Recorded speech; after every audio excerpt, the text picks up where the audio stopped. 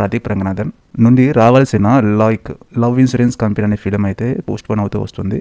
యాక్చువల్గా ఈ మూవీ చాలాసార్లు ఇప్పుడు పోస్ట్ పోన్ చేసుకుంటూ వచ్చారు. బట్ ఫైనల్గా ఏప్రిల్ 3వ తేదీన రిలీజ్ చేయడానికి సన్నాహాలు సిద్ధం చేసినప్పటికీ ఈ మూవీ అయితే మళ్ళీ పోస్ట్ పోన్ పడే అవకాశం అయితే కనిపిస్తుంది. ఎందుకంటే హీరో యొక్క డబ్బింగ్ అనేది ఇంకా పూర్తి కాలేదని ఒక వర్షన్ వినిపిస్తుంటే, మరొక వర్షన్లో లేదు, మూవీకి సంబంధించినటువంటి కొన్ని ఇబ్బందులు ఉన్నాయి, దానివల్ల మూవీ అనేది పోస్ట్ పోన్ అవుతుందని చెప్పేసి ఇంకో వర్షన్ వినిపిస్తుంది. ఏదేమైనా సరే ఈ మూవీ అయితే ఏప్రిల్ 3 నుంచి తప్పకున్నట్టయితే మనకు క్లియర్గా అర్థమవుతుంది. దీనిలో హీరోయిన్గా కృతి శెట్టి నటిస్తుంది. అలాగే అనిరుద్ధ్ మ్యూజిక్ డైరెక్టర్గా పనిచేస్తున్నారు. నయనతార ప్రొడ్యూస్ చేస్తున్నారు. నయనతార యొక్క హస్బెండ్ విఘ్నేష్ దీన్ని డైరెక్ట్ చేస్తున్నారు అనమాట. మరో కొత్త డైరెక్టర్తో రామ్ పోతినేని, అతను ఎవరో కాదు, లోకేష్ కనకరాజ్ దగ్గర అసోసియేట్ డైరెక్టర్లో పనిచేసినటువంటి విఘ్నేష్ అనమాట. ప్రీవియస్ లోకేష్ కనకరాజ్తో కలిసి 3 సినిమాల్లో పనిచేశారు. గత 4-5 నెలలుగా చాలా కథలు విన్నారు, కానీ చివరిగా విఘ్నేష్కి అయితే అవకాశం ఇచ్చారు. సో చివరిగా ఈయన ఛాన్స్ ఇచ్చారంటే కథలో అయితే కొత్తదనం ఉంటుందని అంచనా అయితే వస్తున్నాయన్నమాట.